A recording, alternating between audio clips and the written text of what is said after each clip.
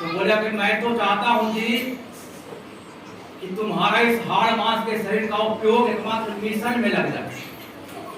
तुम्हारा जीवन का कतरा कतरा ऊर्जा जो है जो तुम महसूस करते हो अपने आप में, वो मिशन को आगे बढ़ाने में लग जाए, मैं यही चाहता हूँ। और तब मैंने बाबा से कहा था कि क्या बाबा ऐसा करने से आप खुश रहेंगे? तब बाबा बोले मैं ऐसा ही करने से। अभी निष्ठा की बात हुई।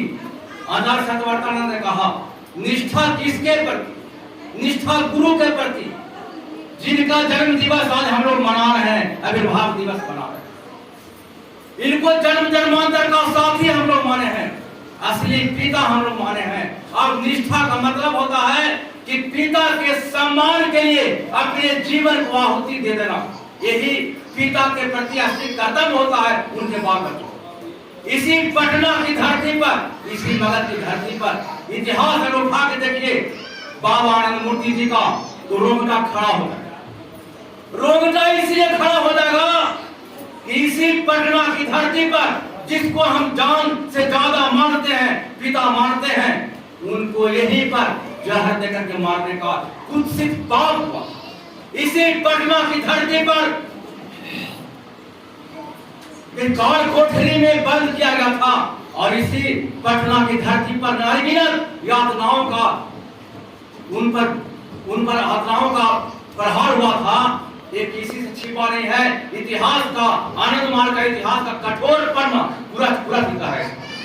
मैं कहना यह चाहता हूं कि किसके लिए जेल हुआ, किसके लिए जहर दिया था दुश्मन ने हमारे गुरुदेव को। जिस अस्थायी व्यवस्था ने बाबा को अंत करने का प्रयास किया था, वो व्यवस्था आज भी जिंदा है और हम बेटा बेटी सह रहे हैं उसको। बाप को कोई गाली दे, बाप को कोई अपमानित करे, बाप को कोई मारने का प्रयास करे, बेटा का क्या फर्ज बनता है ये किसी को बताने की जरूरत नहीं है। भारत का शिष्टाचार इसका जवाब देता है। इसीलिए हम अगर अपने आप को बेटा और बेटी कहते हैं बाबा आनंद मूर्ति जी का, तो बाबा को अपमान करने वाली व्यवस्था जिंदा है पूंजीवाद के रूप में और भ्रष्ट व्यवस्था के रूप में। बाबा को जान मारने वाली व्यवस्था आज भी जिंदा है भ्रष्ट व्यवस्था के रूप में, पापी व्यवस्था के रूप में अट्टहास कर रहा है। जिंदा नहीं है, ताकत के साथ अट्टहास कर रहा है। उसको सर को कुचलने की जवाबदेही किसकी बनती है? उन्हीं का बेटा बेटी। और हम लोग चुप हैं। हम लोग कीर्तन करते हैं, डीएमएस में जाते हैं, लेकिन अपने अंदर में झांकते नहीं है कि बाबा कितना खुश हो रहे हैं हम पर। सोचिए आपके सामने अगर आपके पिता को गाली देता हो कोई और आप उसके लिए कुछ नहीं करते होंगे तो पिता को कैसा लगता हो? तो हमारे पिता आनंद मूर्ति जी हैं, उनको भी कैसा लग रहा होगा। आज भौतिक रूप से हमारे बीच में नहीं है, आज इस जगत में है, लेकिन टुकुर टुकुर ताक रहे हम लोग को इस उम्मीद में कि अपमानित करने वाली व्यवस्था, जिस व्यवस्था को अंत करने के लिए हमने जहर खाना स्वीकार किया, वो व्यवस्था आज भी जिंदा है। लेकिन मेरे और बेटे और बेटी कीर्तन तो करते हैं, जीवन जाते तो हैं, बाबा नाम करते हैं, लेकिन मेरे अपमान को बदला लेने के कोई काम नहीं कर रहा है। मेरे अरमानों को पूरा करने के लिए कोई आगे नहीं बढ़ रहा है, वो सोचते जरूर। इसलिए हम यही कहना चाहते हैं कि उनका सारा उद्देश्य मानव तन में इस धरती पर आने का, सुंदर समाज बनाने के लिए, सुंदर समाज बनाने का इस दृष्टिकोण से कि सबके जीवन में परम पुरुष इष्ट बन जाए, सबके जीवन में साधना करने का सुयोग मिल जाए। और साधना करने का सुयोग तब मिलेगा जब दुनिया में अमन चैन आएगा और अमन चैन लाने के लिए प्रवृत्ति। इसलिए हर आनंद मार्गी का कर्तव्य बनता है कि अब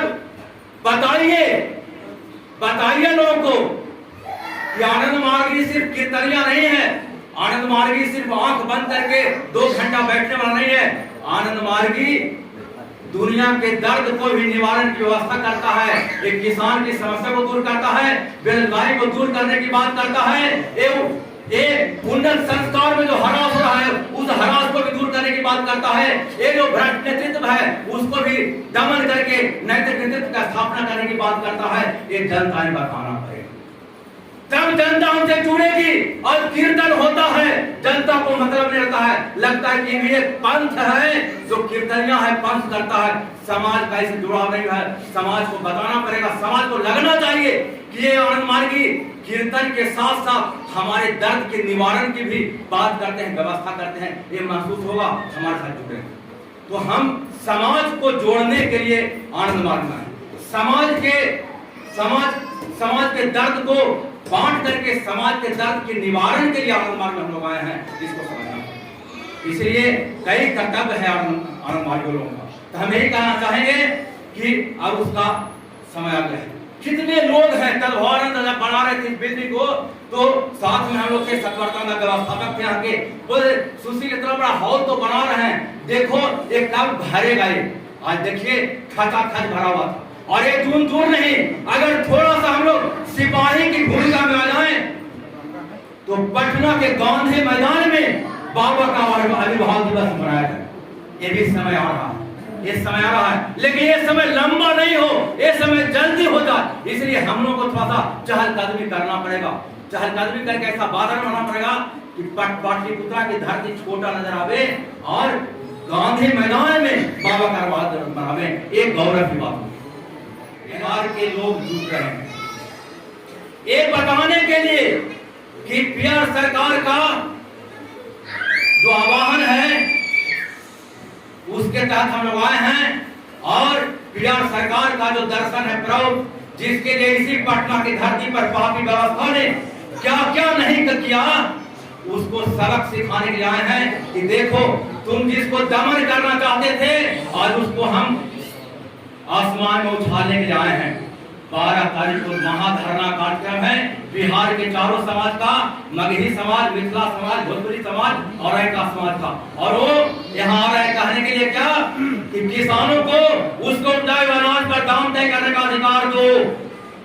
हम बताने आ रहे हैं कि जनगोष्ठी आधारित सामाजिक आर्थिक यूनिट का निर्माण करो, वैधानिक दर्जा दो, ताकि हम अपने संसाधन पर उपक्रम खड़ा करके स्थानीय लोगों को 100% रोजगार की व्यवस्था कर सकें। और हम बताने आए हैं कि तुम हमारे संस्कृति को तुम बिगाड़ दी और जिसमें आध्यात्मिकता का समावेश था, भोगवादी संस्कृति को लाद करके हम उसको कैसे दूर करेंगे बताने आ रहे हैं। और हम बताने आ रहे हैं कि राजनीति सेवा के लिए है, राजनीति मेवा पाने के लिए नहीं है। इसलिए राजनीति जनप्रतिनिधियों को मिलने वाला वेतन पेंशन बंद किया जाए और विधायिका के अलावा उसका जो क्षेत्र में हस्तक्षेप हो रहा है उसको समाप्त किया जाए, ताकि माफिया तंत्र, ताकि धन तंत्र का जो प्रभाव है राजनीति पर वो समाप्त हो सके।